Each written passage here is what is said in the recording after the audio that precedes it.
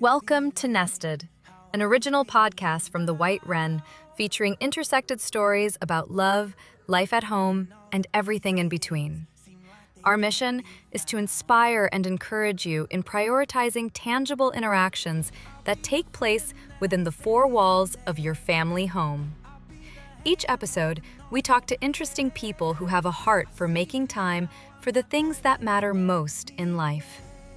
Let's dive into this episode. We'll find our way back home. We'll find our way back home. No, we'll never have to walk alone. We'll find our way back. For this episode, Brent Deitrich, publisher at the White Wren, sits down to chat with Grace Rolfes of Graceful Media. All right. Well, Grace, thanks for joining us today for this episode. We're really excited to chat with you and just learn more about your business and just have some conversation and tell us about, how you got to the point that you are now. So Yeah. tell me. Excited to be here, first of all. Sorry, I'm so excited I just had to cut you off. You're good. No, but excited to be here. But yes, Grace Rolfes. I'm a photographer and videographer. I'm currently located in St. Louis and in Charleston. I kind of get to be able to have the best of both worlds with the Midwest and then the South. Get to have my beach time in the summer, which is great. Nice. My business is Graceful Media, lifestyle photography and videography company. I primarily do weddings, which has been the busiest part of my life so far these past couple months, but loving it so much. And yeah, we kind of do a little bit of everything, kind of with being able to do photography and videography. So we have a wide stretch of all the things we do. We work not only with weddings, but with brands, with maternity, families, kind of all of that good stuff. So we get to, I always touch a lot of people's lives, which is a lot of fun, and get to see people at really, really happy moments of their lives, which is really fun. Yeah, that's definitely the cool part about doing photography. I think that's the thing that for me is always so fulfilling, is just the interaction with people and making them 100. happy and Yeah. all that stuff. So Definitely like Saint, a people person job too. You're constantly talking to people, which is good. yeah, for sure. So what took you from St. Louis to where you are now? Yeah. So I started in St. Louis. I've grown up there my whole life. So I started in high school doing photography. And then I actually went to the University of Dayton for college. So I was in Ohio, and I kind of took a little break from photography and videography. I wouldn't say break. I was just kind of more focused on school at the time. So I would only really take weddings during the summer when I was back in St. Louis. So I studied public relations there, which was really great because I kind of felt like I got to be able to do my own thing with photography and really kind of get hands-on experience there, but then also kind of go and try out something new, with PR. And I really loved PR. It's what I did after college as well, about a year, and kind of got to tap into all the social media crazy lifestyle, which was a lot of fun. I really, really enjoyed it. And also just kind of being able to be creative in a different outlet besides photography and videography. So I really liked that. Yeah. And then when I came back after Dayton, jumped right back into photography and videography with weddings and, all the other crazy different things. And then was doing that simultaneously with my corporate job. And Gotcha. it was a lot. It was Yeah. it was crazy. I was working a 9-to-5 job, which was a great experience. And then after, getting off of work at 5, doing a shoot at golden hour, going home, editing, repeating the next day, it was just very, very crazy. But it was a grind, and I love photography. So it didn't really ever feel like I didn't want to do that. Like that kind of to me was just like my reality of everything. I was very, born into having a corporate job, and all my family has pretty standard jobs, and not that's a bad thing, but I just kind of out of college was like, well, there's no way I can just not have a corporate job. I can just do this thing on my own. That's crazy. Yeah. And then about a year into my job, I kind of was like, okay, let's think here. Like, I really love photography. I really love my job as well, but it just wasn't really fulfilling me in the ways that I necessarily needed them to. I just kind of always found myself like wanting to dedicate more of my time to photography and to videography and having those creative outlets and shoots and all those fun things that I love to do. I mean, I've been doing it since high school, so I was like, this is kind of a no-brainer. So I had the classic talk with my parents. I was like, hey guys, I think I'm going to quit my job and do this. And it was really scary. And, you know, obviously this is my first corporate job and I'm 23 years old, like, and then quitting a completely same job. It was so scary. And that was last September. So I've almost been a year full time in this September. So it was very scary, but I wouldn't have it any other way. It's just been great so far. It allowed me to move out to Charleston, which is the original question. But yeah, it's been great. Charleston has such a great wedding market and wedding vendor team. I have only been here since January, and it's just been great getting to work and collaborate with different creatives here and just second shoot for them and just kind of get the best of both worlds, you know, with the different kind of aesthetics between here and St. Louis. They're both very different, but they're both really great. So it's been a lot of fun getting into the wedding industry here in Charleston. That's what I was going to ask. Did you do weddings in St. Louis? Like how different is that from Charleston? Because I know Charleston is like a very particular vibe. Yes, it is. It's definitely the Southern aesthetic, you know, the pastels and which I absolutely love. It's just great. St. Louis is a little bit different. I think just our venues are so different. You know, all the venues here are mostly outside and, you know, underneath those pretty trees and different things like that. I feel like St. Louis is very city vibe for the most part. You know, you have the Arch and a really great, you know, downtown kind of life going on and a faster pace. And I feel like the pace of the vendors even are kind of like different. You know, the South I feel like is a little bit slower, which I love because sometimes wedding days are like, okay, this is crazy. So I feel like the pace of everyone just kind of being like very relaxed and chill. The pace in St. Louis I feel like is a lot faster. But it's kind of nice to just have both, honestly. I primarily am working in doing weddings in St. Louis and then doing more like second shooting here in Charleston just because I was booked already this year. And then we'll take on some Charleston weddings next year as well. So it's been really great to just be able to be super hands-on in St. Louis just because I'm used to that. And then kind of just being able to take everything in Charleston as well as a gear up for some of my Charleston weddings. Yeah. The lighting's probably different too, right? I always tell people like, Yeah. When I do like mentoring or like photography education, or even sometimes in talking to clients and stuff as well, or like prospective brides, and they're like, I like this, you know, this particular Instagram feed. And I'm like, well, that's all from Los Angeles. That's not what your East Coast wedding is going to look like. The sun sets over there. So, like it's very different. Our, you know, the greens are different. Like everything is different colors depending on the light. And so that's interesting. I don't know.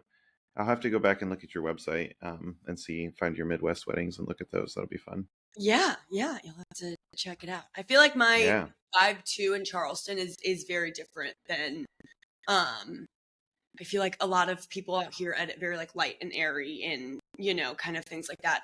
I wouldn't say I'm necessarily light and airy. I kind of am just more like real tones and things like that.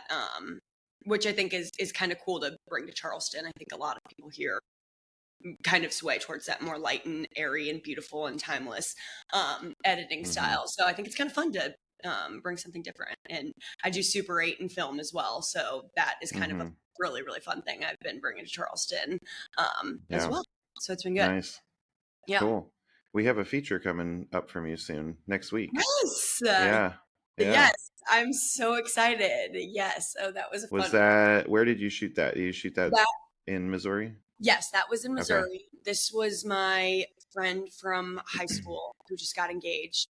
And she is one of those friends from high school where I could not see her for a month and then I see her again and it's like, oh, we've everything just snaps back into normal. So when I saw her Yeah. when she got engaged, I obviously was like, okay, well, we need to do a bridal shoot with you, because I know we're not going to get you and Brady together. His schedule is already so crazy. So I was like, okay, but at least we can get you when you're in St. Louis. So we did that in St. Charles, Missouri, which is about like 45 minutes from the city, and just did it in kind of this big open field. Had just a gorgeous look on her, just very simple. And and I was like, okay, in the car, I was like, I knew I just had to send it over to a few people, and I'm so excited. It's getting published through you guys. I like so excited. But yeah, no, it was a really, really fun, just normal shoot. Carly was someone who in my early photography days, so in high school when we were like 16, 17 years old, I would have to force to like, oh, okay, put this outfit on and pose in front of this sheet that I like would put in a garage. I don't even know. And just pose and do things, and would just make her model for me. Or we'd go out to the most random places and I'd bring my camera and she would model for me. And so it was very full circle for me to do her bridal portraits then, because I was like, wow, this is crazy that one, I'm doing this, one, that we're even old enough to be doing this. This is crazy. And then two, just kind of like where we're at with our life. It's crazy. It was just, it was really cool. It was a very full circle moment, which I love. That's funny. Yeah. Yeah. And for anybody who's listening to this afterwards, this feature will be August 21st. And the friend that you're talking about is engaged to Brady Cook, who's one of the New York Jets quarterbacks. Yes. So we'll be featuring that about a week from today. Yes. I'm so excited. It'll be fun. Yeah, that'll be fun. That'll be good. Cool. So you kind of talked about like why you went from the PR world to photos and doing all that stuff. So obviously this is probably not the career you did you have an idea like you were like, this is the career I want to do, or like did you think you'd just always be in PR forever? So this is kind of like a yes and no question to me. Yeah. I when I was in high school, I was the person who would just like make the stupidest videos and take pictures of just everything. Like if our social media needed a video for something, then I would just go with my camera and take a bunch of videos and make all the girls scream and yell and dance and do whatever. So at that time, I was kind of doing it obviously just for fun, and it was an enjoyment for me to just be creative and do that. And then my junior year, I had a teacher at my high school. She was getting married, and we worked a lot together just for social media things and videos and pictures. And she was, like I said, getting married. She was like, hey, have you ever considered doing wedding photography or wedding videography? And I was like, no, not really. I'm 17 years old. Like, no, I don't even know. I'd only been to one wedding in my entire life at that time. So I was like, no, not really. She was like, well, I was not planning on hiring a videographer for my wedding. I have a photographer, but I think that if you want, you could just come and shoot my wedding video and work, and I'll pay you for it, whatever. And at that point, I'm like, oh my gosh, yes, like someone's going to pay me to do video for this? This is crazy.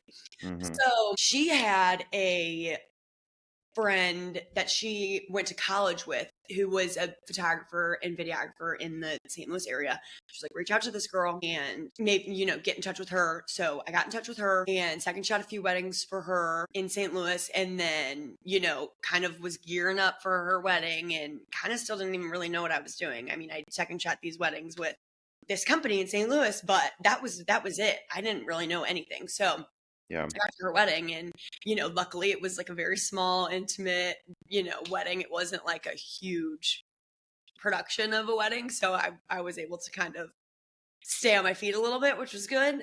But then really just from there, honestly, I just fell in love with it, which I know sounds crazy, but I just from that and editing everything and, just picking out the music and just kind of being able to play that creative role in doing that on someone's day was just kind of like, wow, this is everything to me. Like, this is crazy. So from there, I fell in love with it. And I remember in high school, like right after that, her wedding, I can't remember when her wedding was. Gosh, it was so long ago.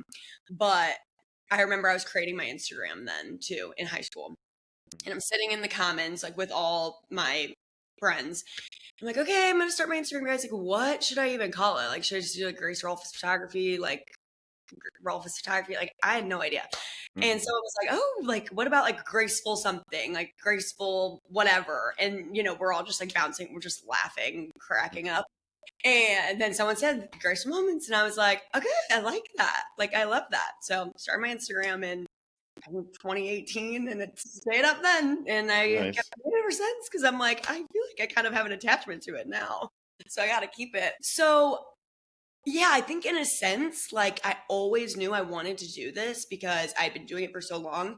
But then when I hit college, I started as a photography major and it wasn't very like lifestyle. It was very like art driven. We worked a lot with like stills and, studying other photographers, which is very valuable information. It was a great program. I just don't think it was for me. So I switched to public relations my sophomore year, and it was also during COVID as well. So my freshman year. Yeah. And it was so hard to photograph things, like go out in the world. And what I liked most was to photograph people. I couldn't even be with people to shoot them. So I was like, well, I guess I'm just going to change my majors, which I'm happy I did. Was very, very happy I did PR. So I switched to PR. I fell in love with PR. I loved the social media aspect of it and just the campaigns, the planning, the kind of everything that went into it. So yeah. I had an internship after I graduated. I graduated in 2023. So I did an internship with a public relations company. I worked on their content creation team, which was so fun. I was working with so many cool brands and just being creative. And I feel like still using a lot of the assets that I was doing in photography and videography, but just doing it on my iPhone, which was kind of crazy. But it's fun. I really, really liked it. And then really we went up to, the story I kind of was sharing earlier. It just kind of got a little crazy and I wanted to focus on photo and video. So long story short, yes and no. I always wanted to do this and ultimately obviously decided that I'm going to do this for a full-time job and everything. But I don't think that's to say that I didn't love working in PR and social. And I still do quite a bit of social media work as well in working with brands and things like that. So yeah. Yes and no. Long story short. It's kind of all goes together. It's sort of it's a very public facing creative type of job. So I think that's sort of as I look back over like all of the different things that I've done and what I wanted to do as a career, like out of high school was not, I never thought I'd be doing what I am now, but like over the course of years, everything I've done has revolved around media, content creation, creative production. And so it kind of all makes sense when you look at it through like your bird's eye view. You're like, yeah, that's me. That makes sense. Yeah. So you said that was it in college? I think you said you were doing like a lot of stills and like portrait styles type stuff. Is that what I caught you saying earlier? Yeah. Yeah. Let's talk about like I'd be interested to kind of hear your perspective on like the recent industry shift, because you said how long have you been doing your photography? Since 2019, you said? Yes. Yeah. Yeah. So I definitely feel like it's kind of been in that time frame. I don't know if you've been doing it long enough to know the before that, but like in like the mid 2010s, right? There was like a big film renaissance. Everything went back or went to this very like hyper curated, ultra styled, very, big elaborate flat lays, very very posed models, fine art, right? That was the renaissance of that. And then film kind of evolved over the years, as especially as film was discontinued. I think when Fuji like discontinued all their professional film, it really made a big shift in the industry again, where people were like, oh, there's nothing to shoot now except Kodak or whatever. And so a lot of digital emulations came along. A lot of people started switching to those. And now I feel like we're transitioning into another era of film photography again, but more towards less refined, more off the cuff, more in the moment, and even in digital, just like all images. Gen Z as a whole is just really like, and you can speak to this because I think you're in this class, is just really rejecting the idea of curated perfection. I think. What do you see like on your side? Do you feel that? Do you see that? Is that Yeah. something that you like embody yourself or? Yes to everything that you just Uh-huh. said. I totally agree. I think I was when I started photography, it was kind of at the time that it was like shifting into more like, okay, let's add some movement to the photos instead of like, let's stand here and smile and, do Mm-hmm. all these things. So I didn't really have a ton of experience in like, okay, let's do this pose, and this pose, things like that. Mm-hmm.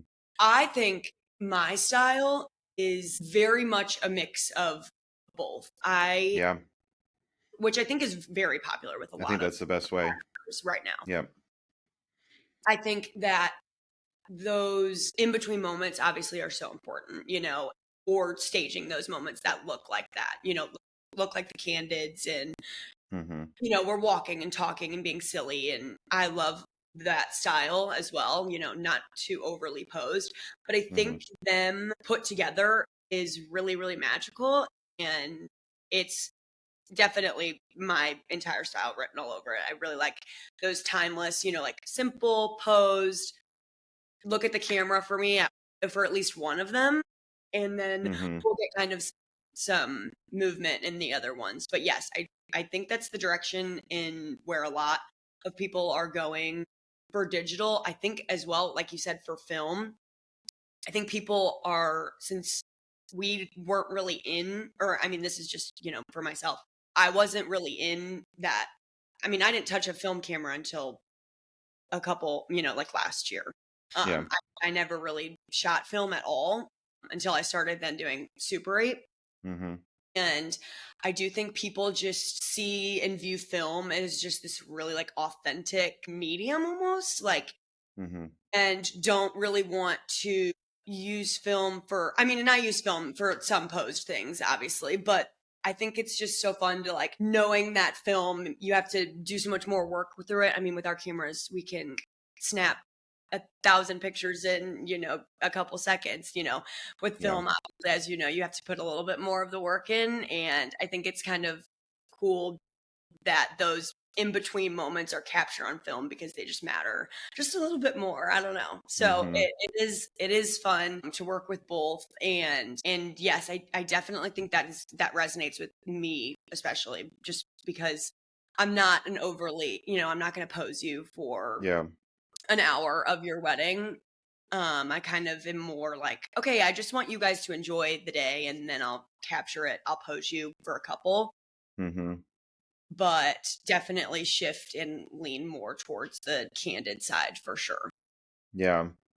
And I think even with like the film aspect, like, yes, film takes more to set up, but even the way that film is being shot is changed. And I think Mhm. that, I'm in a lot of different forums and groups and stuff, and there's always people complaining about whatever the current generation is leaning towards, and whether it's going to be too trendy and fade Right, out in a couple of years and we're going to laugh at it or whatever. right. And I know that there's a, in the mid tens, like that era that I talked about, film was very, I mean, there was a lot of thought and intention put into it. Everything was light metered. Right. Everything was shot to be like so many stops over, whatever you wanted. And people were like very hyper focused on it. And I feel Mhm. like now it's just more of a, no, we'll shoot it. If it looks good, we use it. If not, maybe we'll still use it. Right. Yeah. But I think it's less about the medium and more about the emotional aspect of 100. what we're seeing in this current generation, of just being caught in the moment and feeling a little bit more original and Mhm. not feeling like everything is an editorial glossy. I And think another. exactly what you said. Like there's just like a certain feeling that is provoked when you see like a film photo. And I don't know if it's just because of the way it looks, or if it's Hmm. because of the way it was just taken in the moment, and or the fact that it's on film and it had to go through a different process than the digital. I don't know what it is, but yes, it just gives you a kind of a different feeling. You're totally right. Yeah. And I think that the feeling is something that also changes by the generation, because like for, you know, kids of the 80s and 90s, I think, wow, voice voice given out there. That's all right. I think for kids of the 80s and 90s, like film is a little bit more reminiscent of their childhood, whereas, you know, with Gen Z, I think what feels reminiscent of their childhood is early digital Mm-hmm. and like VHS tapes and stuff like that. So that's another shift too. And I know you're doing Super 8, and like I love Super 8. We use that in our own business as well, or just at least emulation of it. Mm-hmm.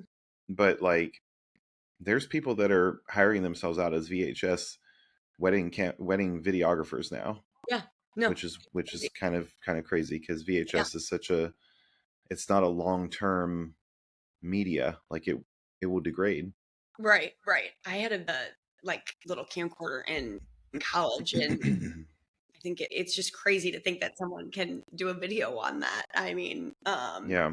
wedding video, or at least, Yeah. it is. I think you are so right. Like that is what we grew up on. I mean, when I go home and look at home videos or things like that, like that's what everything was on. So I think that you're right. There is kind of a emotional tie to that as well, just because of that format that it's on. Yeah. I think whether we know that or not, you know, like subconsciously, or if we just know that because that's just how we've seen ourselves as children and different things like that. Yeah, I think that's a very, very good point.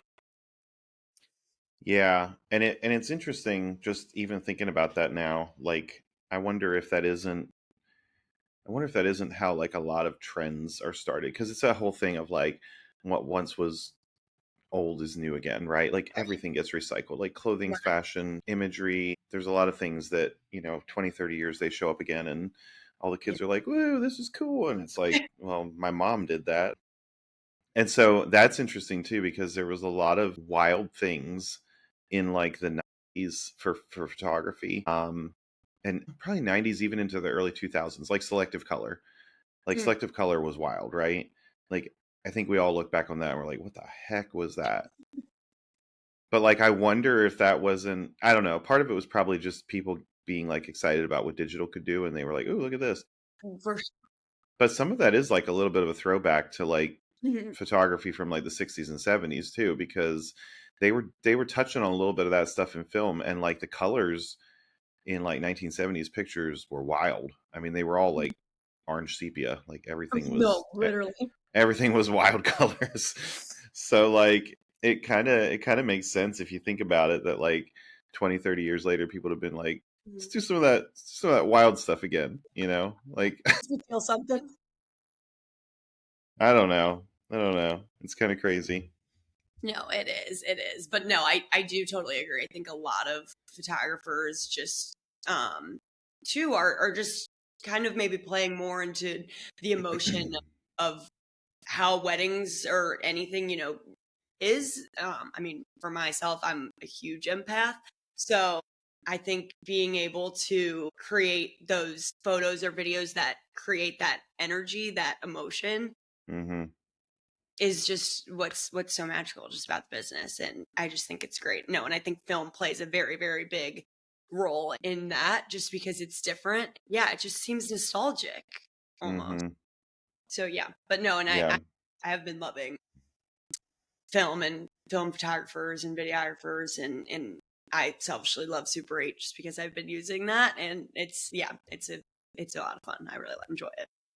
Yeah. Yeah. I know. Film is like, it just tells the story a different way. It It's does. it's very like, it can be more emotional in a way, because Mhm. it feels like you can just manipulate parts of it. And Mhm. yeah, let's talk about film for a minute, because I think there's also been a shift in the industry about the way wedding films are captured. And this is something that I see personally in my own business, and then some overall trends too that we see coming through the magazine and stuff. Yeah. So again, kind of with this idea of like just a very curated look. I feel that like people have traditionally done like a highlight video for their Mhm. weddings, where it's like, you know, a short little 3 to 5 minute, whatever, set to music, might have some slow motion in it, some instrumental music behind it, maybe some words over it. Mhm. And I feel like people are shifting away from that idea of having Mhm. this highlight film where they want, when they look back on their wedding day, they want it to feel less like a movie production and more like a home video with Yeah. like less editing and less music behind it and less of the just overall process. Are you seeing that? Like, do you get that from your clients? Yes, you are like taking the words out of my recent inquiries. Like, Yeah. this is literally exactly what's happening to me. Like, literally Yeah. word for word. Yeah. I felt like when I started, I mean, my videos were exactly like you said, a couple songs, 2 minute, 3 minute highlight, kiss, dancing, woo. Hmm. Yep. And then recently, I have now like these 8 to 10 minute videos that are you're right, like it's like a home movie. It's not. I mean, it's not like a cinematic whole like thing. It's just raw. It's authentic. It's just people talking behind the camera and just you hear everyone's voice and being silly and Mhm. it's just totally shifted. And I do kind of love it. Like I have kind of been falling in love with video. I think since obviously since I started, I have loved video. I started doing video and then did photography. Yeah. So that's kind of how I started. But I am loving just kind of like not having to worry about like in the editing process, like okay, like what is this specific song going to be? And, like so much intention over like, what is this edit going to look like? I think Hmm. I am now kind of more shifting my focus on like, oh, what funny thing did this bridesmaid say? Like, how can I put that in there so then they can like laugh about it while they're watching their video? Or like, what thing did they maybe mess up on that was like made the crowd laugh at their wedding? Did they like stumble on a vow and everyone laughed or someone said something funny? Like, how can I kind of like shift that into my video? I'm working on a video right now and the bride or the maid of honor like said something like messed up on her speech and it was hilarious and like the whole everyone was just like cracking up and that was like the intro and they were like we loved that part, like it was the best. So it's just crazy just how things have shifted and kind of obviously to go back to photography as well, just like that perfect like picture esque like day is like totally just I feel like kind of shifting into not being a thing anymore. Hmm. People are just really wanting like what happened during the day and it's really special. I've been really enjoying my editing process a lot these days and I feel like too that's just very again my style. I think that I personally would rather, someone flip through their gallery or watch my film and, not just say like, wow, that's really pretty. But, I kind of want them to look at it and be like, wow, that's exactly how it felt on my day. Hmm. I think, that kind of realness is at the core of, everything I do and everything, my style kind of says and Yeah. does, Yeah. which I love. Yeah. I like that. And then like I think the overall sentiment too is like people are a little burnt out on being like the stars of their wedding days, and so Mhm. they want to look back on their day and remember the people that were there, that they love, that were close to them. They don't want to necessarily feel like they are the center of attention. They are the reason why everybody's there, but they don't necessarily want to feel like they were the production of the day, I think. Yeah. Nope. Yeah. Totally think the same. Yeah. Yeah. Yeah. And I think that that's so it's interesting because I still feel like there's resistance towards that type of production. I think because like Mhm. people as creatives, like we want to create things that are beautiful. Um, 100. and so for a lot of people, they're like, that it takes the art out of it, or like it doesn't have, this or that. But I don't know, like in a way, like we're creating nostalgia, we're creating heirloom Right. product, Right. and so the product can only be effective as an archival piece if it resonates with Mhm. who it belongs to too. And so whether it looks beautiful or not is kind of in the eye of the owner, the Yeah. person that is in there. So, in a way I think it's less about trends Mhm. and just more about catering to your client. Like Right. if this is what your client's needs are right now, then that's what you need to make for them, you Yep. know? Literally. Like you can still, obviously it should still be pretty and it should still satisfy you as an artist. But yeah, I think that Hmm. I think that is the way things are shifted. I think that this current generation just got burned out on social media. Hmm. They got burned out on perfection, Yeah.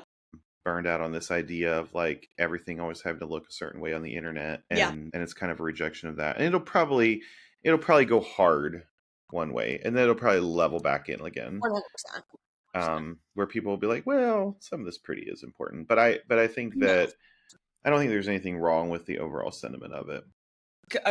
Agreed.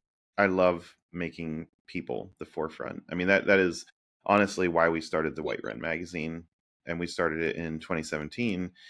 But like at the time, I had been in in the wedding industry for 10 years at that point, Mhm. and we had seen a lot of the top publications of the time were just all model shoots. It was just Right. like it Right. was just constant editorials.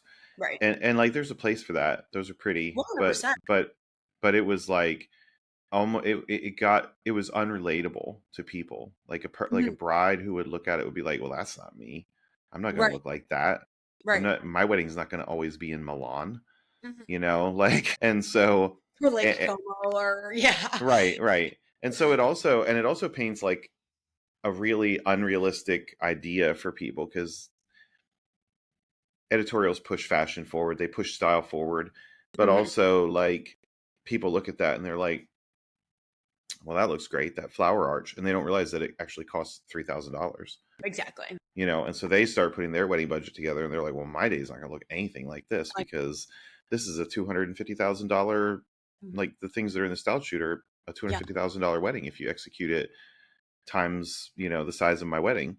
Yeah. And so I think in that way too, people have shifted away from just the style of it towards the people of it. That was our thing when we started the White Wren. My vision was, and our vision has changed over the years, but my vision was, let's make this like a Humans of New York for the wedding world. Like, let's actually talk to these people. Let's feature more real weddings. Let's talk to people, find out like the nuts and bolts of their relationship and their wedding day, and like actually talk to them more than just, well, these, this was made by so and so and the bride's dress was made by this.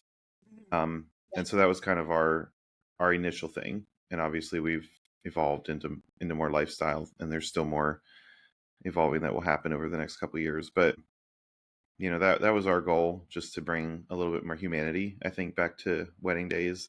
Right. And I think that's really what people are craving right now, is Mhm. that too, just in all of their visual media and the way that they feel. They want to Yeah. remember the people, remember the stories, Mhm. remember those funny moments, like you were saying, Yeah. like for somebody to Yes. be like, oh my gosh, you remember when so and so did that day, and like Yeah. spilled the drink on himself or said that stupid thing or whatever. Like, yeah. Yeah. Yeah.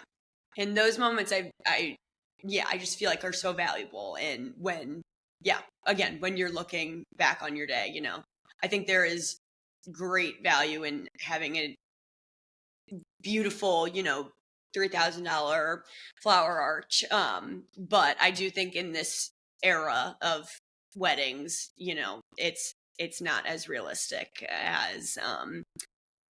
as what we were once looking at, and I think you hit the nail on the head on that. I think a lot of people turned to those magazines, which are absolutely beautiful, but Mhm. don't necessarily think like, oh, now that I can't have that, my wedding's not going to look like that. And I think that's okay if your wedding doesn't look like that. I think your wedding should look like you and should be captured like you and whoever you're getting married to and whoever's Yeah. at your wedding, all Yeah. those things that I think that sometimes get put on the back burner when people are planning. And gosh, even sometimes I think us as vendors too, worry so much about, okay, I have deadlines to make and emails to send and things like that. And, I have to post on Instagram and do a million Mhm. things. And I catch myself doing that so many times, and sometimes just forget, like, wow, like this is someone's wedding day. Like, Mhm. let's take a step back and think about the realness of that. And, also think about that when I'm editing as well. A picture of someone with their grandma, or that, Mhm. maybe wouldn't make the gallery because it's not a pretty picture, but it's a real one. And it tells the story of the entire gallery. So, yeah, Yeah. that's definitely the style and direction of a lot of photographers in right now. Yeah. And then there's a shift, and I think you mentioned this earlier about like a balance kind of between the way that you're processing and handling and posing and stuff like that. Because also this shift right now. There's a lot of people posting on social media that are like, I'm just a straight up documentary. Like, I'm not going to interfere in your day. I'm going to be like a fly on the wall all the day, capturing these great moments, and you know, my skill is what's going to capture Mhm. these. And that's fine. But I do think that it's important to have a balance of Mhm. interactivity and knowing when to step back and observe, because I've also been at weddings where people just didn't pose at all, Mhm. and the people that are being photographed feel incredibly uncomfortable Mhm. because they don't know if what they're doing is right. They don't know if they look good or Right. like what they're supposed to be doing. And so I think like gentle guidance where you can like reassure people that they're doing well, or this is an idea we could try next, but then Mhm. being able to balance that with some candidness as well is like the right way to go. Because I Yeah. think too posed, too much direction, people feel stiff. They feel like they are a Mhm. production in a movie. Too little, and people just feel awkward. Like things Yeah. are not going right. I must look terrible. Why are they not talking to me? Mhm. And so you got to really ride that line. Yes. No, I completely agree. And yes, I definitely find myself right in that middle. As we kind of talked about earlier too, just being people. Like, Hmm.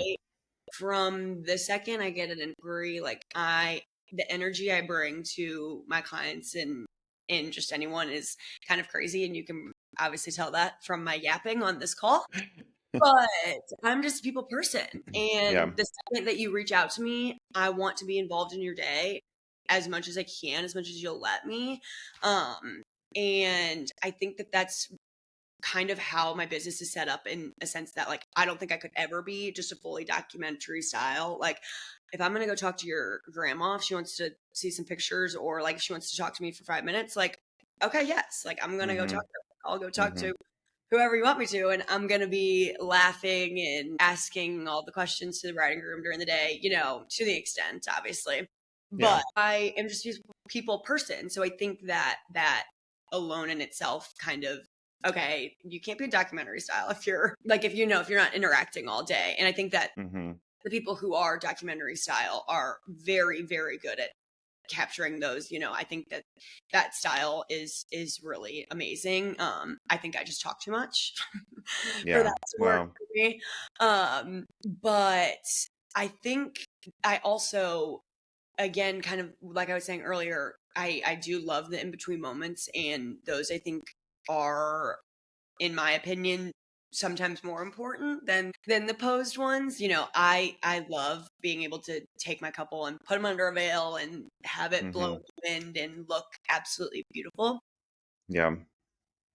But then I also love to have them talking to a relative or a cousin, or sharing a laugh, or things like that, that I think are really important. And I think two things can exist at once in Hmm.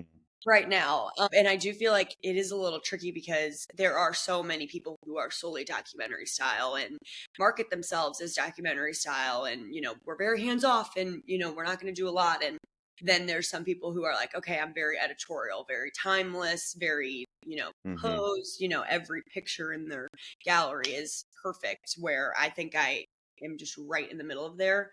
So I kind of just have to take both of those and put them together. But I Yeah. wouldn't have it any other way, honestly. Yeah.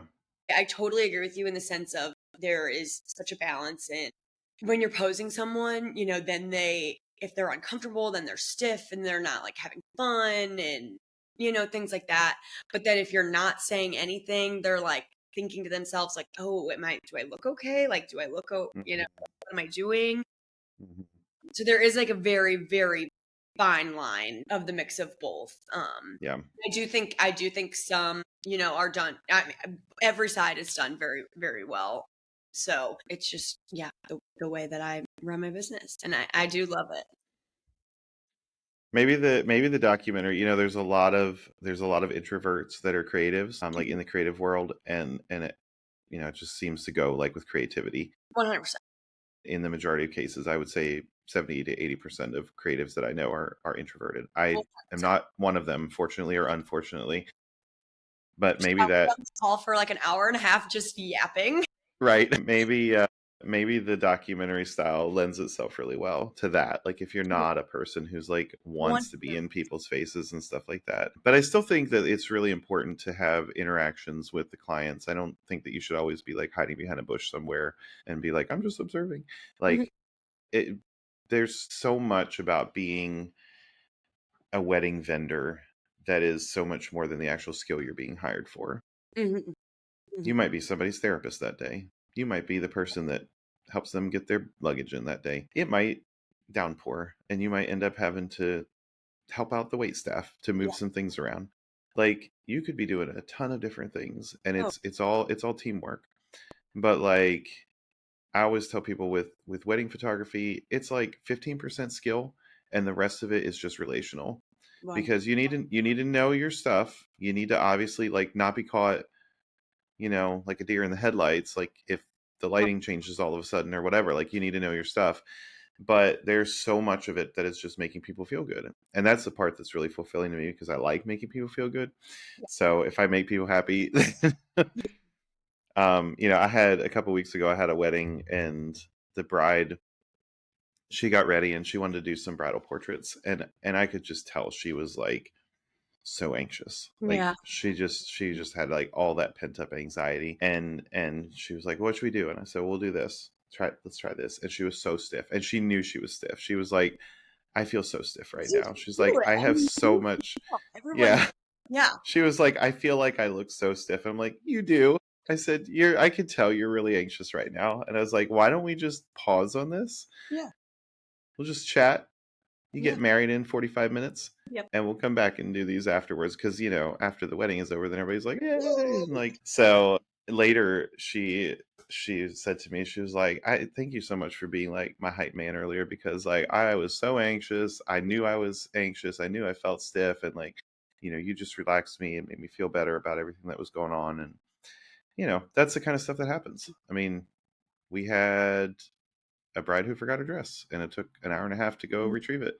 We've had officiants that are an hour too late. We've had the guy forgot some of his clothing and had to go back and get it. I mean, a dad that didn't show up that needed to be there to walk her down the aisle and was, like there's always stuff and there's these things that make people anxious. And if you can be that person that's like, we're good. Yeah. Like I've been here, seen this, done this. You're going to be just fine. Yeah. Like that's what people need on their wedding day. Oh, 100%. And with wedding, I mean, any vendor too at a wedding, like the amount of hats that you have to wear are just crazy. Yeah, you're exactly right. You could be, I mean, I've had to sew in bows on people's dress that have ripped off and been a cleaner, like get bleach out and clean someone's dress, different things like that. The amount of things you have to do on weddings are amazing. But yeah, for you to be able to be that person for other people, I totally agree is just as important. Just for the entire day. I think we're there not to just obviously capture it, but just feel it with them too. I kind of said like earlier that I'm a huge empath. I will be crying like watching your father and daughter dance. It's just who I am. And me too. I'm not sorry about it. I cry in my website. So if that shocks you, sorry. But, like I just feel everything so hard. I'm invested. I care. I think that energy then translates into how you document the day. Like I said earlier, your mission and things, is to make things beautiful, but just to create something that feels like them, like feels, how it was that day. And I think a big part of that is just capturing things with that energy of calm and, you're there, you're working for them. not just per your contract, but per your emotional attachment to them, because you Yeah. have created that with Yeah. any client you work with, and not even just weddings, just maternity, family. I mean, gosh, the millions of things we capture and get to do, I think also Yeah. another thing to just sometimes, again, just get caught up in all the millions of things. But I find myself too, like, sometimes before shoots, like, thinking, wow, like, it's such a privilege that you are capturing this gender reveal or different things like, that I think sometimes it's so easy for anyone to get caught up in anything, but you're driving in Mhm. your car and you're, not paying attention to, okay, this is what I got to do, got to have my settings at this, you're not worried about, like, okay, wow, they're about to find out the gender of their baby and different things like that. So Mhm. I lately have been trying to be super present in that. It's They're once in a lifetime moments, and I know it's cheesy, but it Yeah. is. But no, and I think that I just have been thinking that recently, just because obviously it's a busy season for so many creatives in the industry right now, just with weddings, and Yeah. sometimes you just are caught in, like, all right, let's just crank this out, but being present has been my goal these last couple weeks. Mhm. Yeah. That's so good. Is there any like particular, so you mentioned that you do like family, maternity, and weddings and stuff. Is there any kind of like particular projects that you've done, or like some nonprofit type things, or just a particular genre of anything that you're just really like, oh, that's like something that really hits me, like that's a sweet spot for me, that's, near and dear to my heart kind of thing? Yeah, I think, well, and this was recently, I do a little bit of work for my high school that I went to in St. Louis. And in Hmm. St. Louis, I don't know if you're familiar with Missouri or St. Louis at all. Been there a few times. Okay, great. Okay, amazing. So, in St. Louis, it's like a big thing, like, where you went to high school. Like, that's the Okay. first question anyone will ask you, like, oh, we're from St. Louis. Like, where'd you go to high school? And it is kind of crazy too. Like, most high schools in St. Louis they're single gendered. So it's either an all boy or an all girl school. So I went to an all Hmm. girl school. My sister went to the same school as I did. All my friends from college went to, well, not most of them. Everyone went to all girl schools or all boy schools.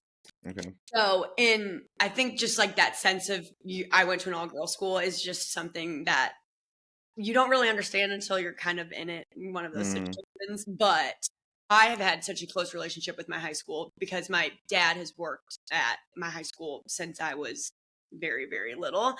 He's Oh a wow. basketball coach and then our athletic director. So I think we have lots and lots of family memories surrounding Incarnate. Incarnate Word Academy is the high school I went to. Okay. So I do a lot of work for them. I sit on their marketing board, which is also, I mean, not necessarily photography and videography, but still outlets and ways we're creative. It never stops. But I do a lot of work for them through that, and then videos and things as well. My dad last year had had a really massive heart attack. So was in Columbia, Missouri, which is, again, like another hour away from St. Charles. So like Hmm. around 2 hours from St. Louis. And like the way Incarnate was in our community, just there for us for everything after that. It was just kind of a crazy turns. And I am, again, like I said, big crier. And I was like, I don't want to have anyone even look at me. Like, when he went back to his team at Incarnate, because he had a heart attack during the state championship. Man. So Wow. his team obviously was very worried about him, very concerned. I mean, the Yeah. entire Incarnate community was just very, very, I mean, it was very serious time for us all. But he went and did a homecoming and went and saw them. So I was able to video that and, just kind of create that moment. And then Mhm. we all as a family went back to the hospital he was at. And knowing me, I'm like, okay, I don't want any of you guys to see me cry. So I'm just going to hide behind my camera back here. So did all of those videos for that as well. So kind of just those little projects like that obviously are so dear and dear to me, not only just the whirlwind of things that, happened between my family and all that, but just to be able to be there and create those. I mean, I still watch them like all the time just to be able to see that, and just relive those great moments over and over again, and just kind of feel that community in a sense. Yeah. Through my high school. So, but yes, my high school, the work I do through them is very, very close and near and dear to my heart. Yeah. That's so cool. I really enjoyed capturing just little things for them, just because they obviously in the last year have done so much for our family. And yeah, it's really special. Really. And I think Incarnate is they should put this in their video now that I'm like going on this whole rant for Incarnate. But no, the way I can give back to them for everything that they've done for us is definitely a passion of mine, and great cool. thing to circle back on and all of that. So yeah, that's awesome. Did you play basketball with your dad as a coach? No. Okay. I was one of the family, so I was not a basketball player. My sister was a basketball player, and she played for him forever. I played for like a little bit in grade school, but I was never any good. So I very quickly turned into something a little bit more creative, which was very much in my which was good. That's funny. My daughter, who's 11, she's very creative, but she's also gotten very into basketball lately, mostly because of Caitlin Clark. Right. And so, she wants to watch all the games, and she goes out and shoots. And my neighbor who lives beside us, he coached just about everything there was in high school. He was a golf pro. He coached girls basketball. He coached softball. So he came over and did some training stuff with her. But she's been all about that. So I love it. Well, if she's not on us, she can text my dad, and he'll That's funny. That's too funny. Yeah, I don't know. That's so fun though. Yeah, women's basketball has been crazy lately. Yeah, it has. It definitely has ramped the league up a lot. I actually I stopped watching basketball when Michael Jordan stopped. I mean, it was like I'm done. I watched some basketball in that era, and then I was just like, this is the best it can ever get. Yeah. And so I'm also not a big fan generally. It depends on the sport, but on some sports, I'm just not really a big fan of watching them on TV. No, that's so fair. Like even basketball, that's part of the reason I didn't watch basketball, was I was like, this is boring to watch on TV. It's less boring than soccer. It's just people running back and forth, but soccer is even worse because they hardly make any points. So at least in basketball, they're making points, and it's exciting to run back and forth. True. But I'm not really a big watch sports on TV kind of person. I'll watch a few football games here and there in the Super Bowl, and other random stuff. I've been watching pickleball lately because we've been playing pickleball, but my daughter wants to watch all the games. But every time she watches a Fever game, they lose. And so she's like, I need to stop watching because every time I watch this. No. I'm like, no, I don't think it's you. But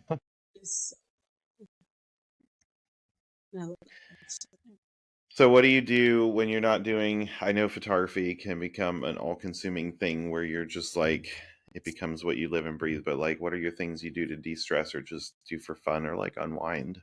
Yeah. Well, living in Charleston is nice because you can go to the beach pretty much anytime.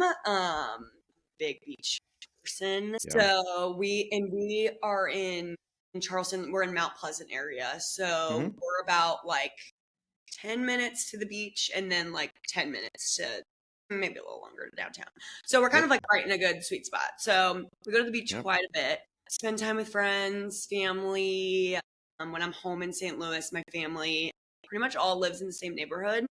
When Mm-hmm. we were growing up, we all lived in the same neighborhood, so we have a lot of family time. We have a really big family, so it's a lot of fun to catch up with everyone when I'm back. Yeah. And also just love to travel and do kind of fun, crazy things. I was just in Greece with a friend of mine just for a little holiday, which was a lot of fun. And I'll be in New York in a couple days for Yankees game. Not to get back on our sports talk again. I've never been to a Yankees game, so I'm I excited. haven't either. But then I'm gonna force my boyfriend who's coming with me to go see Hamilton. So balance. It's a balance Yep. on that one. Yep. So yeah, no, like to travel a lot, like to spend time with friends, family, step away from the laptop when I can and try and leave it at home, but it's not always easy, that's for sure. Yeah. Try to pick up a book every now and then. And yeah.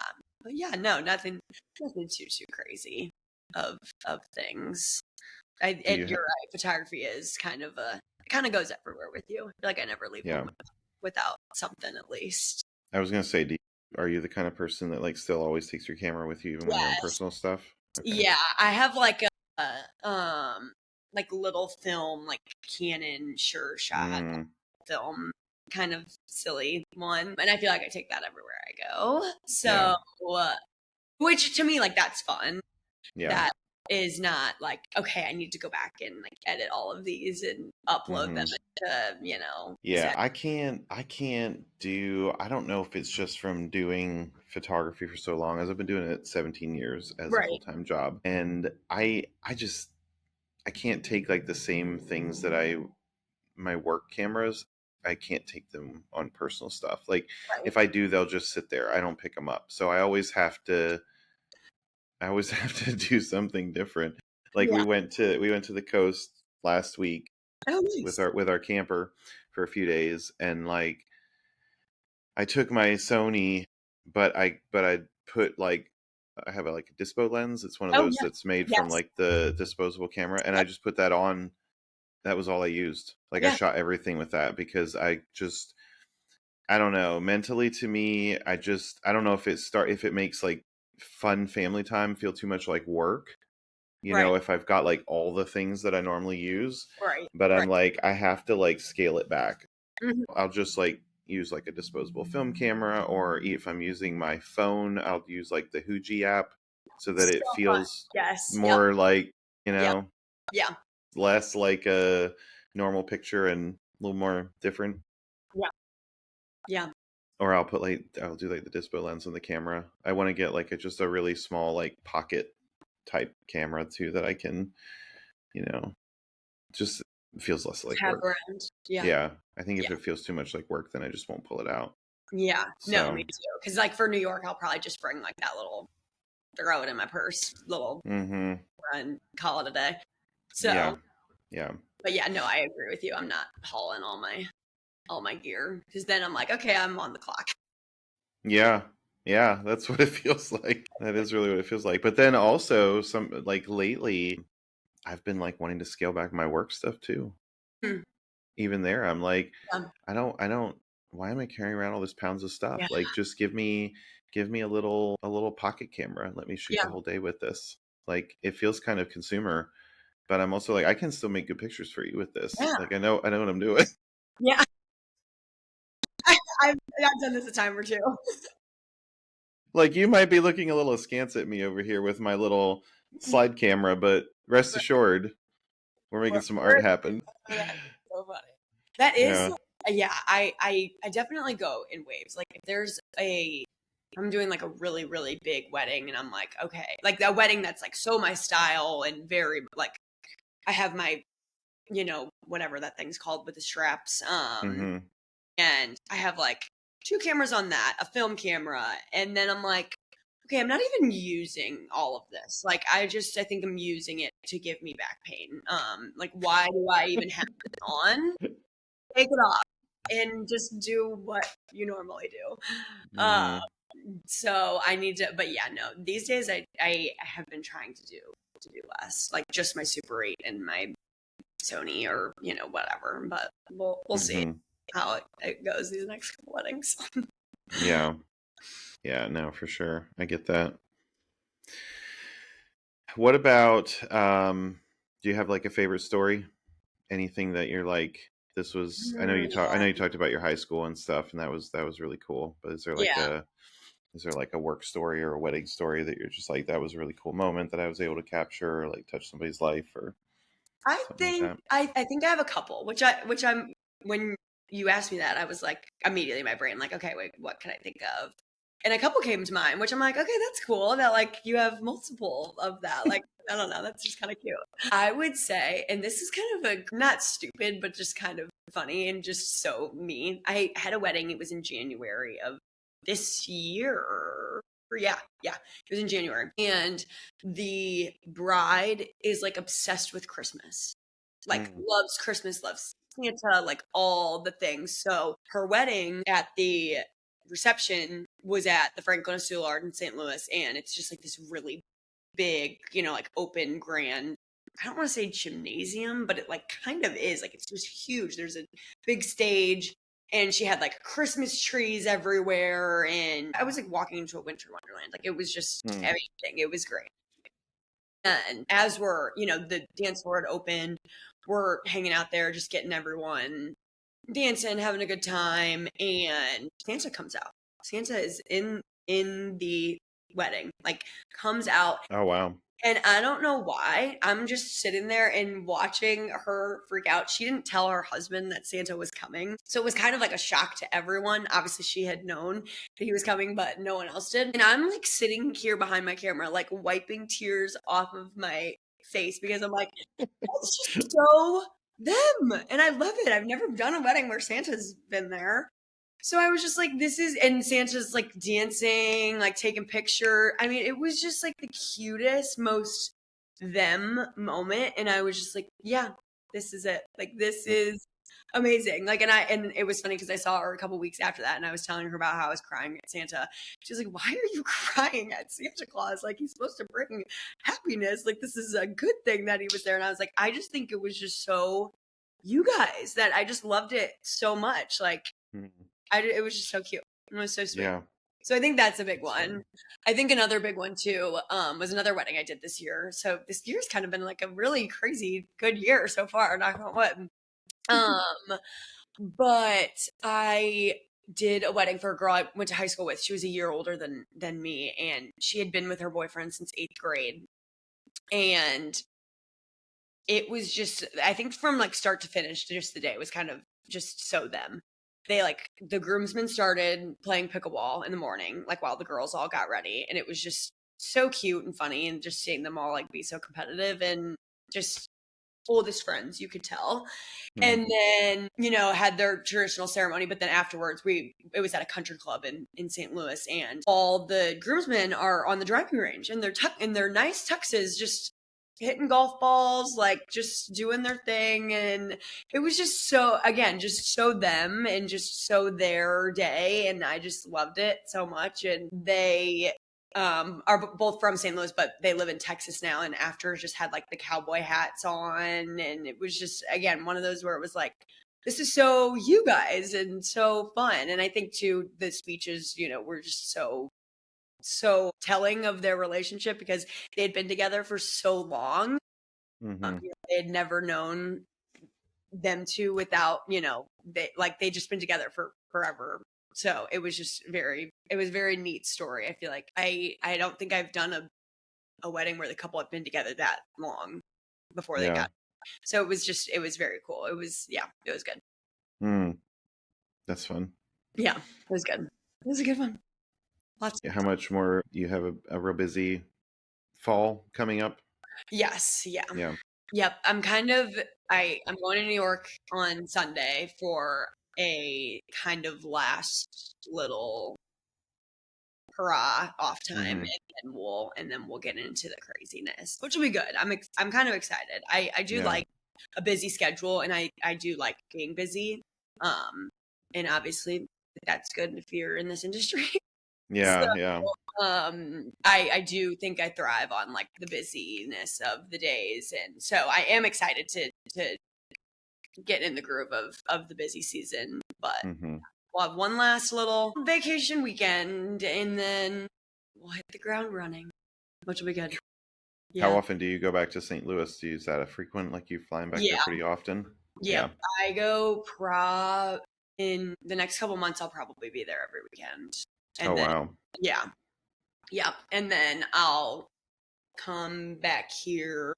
I feel like it'll kind of depend. I'll take like some shoots here during the week and then take some shoots in St. Louis. So I'll like stay for a whole week and then come back to Charleston, go, lots of travel. I have a good, Yeah. I have a travel credit card. So I was going to say, you probably have some frequent flyer miles. some points, that's for sure. Yeah. Who do you, it's good. who's your favorite airline? Who do you usually fly from Charleston out there on? I fly Southwest. Yeah. So, and I like Southwest. They have one direct flight from Charleston to St. Louis every day. Okay. And it usually gets delayed about 30 minutes every single time. So, just gotta go with the flow, roll with it. Yep. And gives me some additional editing time while I'm sitting in the airport. Yeah, but no, Southwest is, I think it's just because I have a Southwest credit card too. If I had a United or a different one, I would fly that. But it's where we're at now. Yeah. I did a thing once where I took just recently where I took a train to a wedding job. Yep. I've done that from St. Louis to Chicago, and it's the best. Yeah, and I only did it. It was about the same time to drive, and I only did it because it was a really short job there. Like the travel time was longer than I was actually going to be at the wedding. Okay. And so I was like, I could do something more productive on that time instead of just driving. So I was like, I'll take the train, and it was a longer day because you had some waits and stops and stuff. But it was kind of fun. Yeah. Yeah. It was interesting. I think the train from St. Louis to Chicago is like, I can't remember how long it was. Maybe like 4 or 5 hours. And it was the same way. I had a wedding, and it was like a very, it was a very short time I needed to actually be in Chicago. So I was like, I don't feel like driving, parking my car, doing all the things. So I was like, I'm going to train it. And you see some interesting things while you're editing, but love it. Yeah. Yeah. And then I'm like, I get paranoid about like, do I have everything that I need? Because if I'm driving there, I just like chuck stuff in the vehicle. Like I don't worry about how much space it takes up or whatever. It's just, right. You're just chucking stuff in the vehicle. But there you're like, okay, I'm going to have 2 bags. Like I got to fit everything in. So it's a little different. Yeah. Yeah, it is.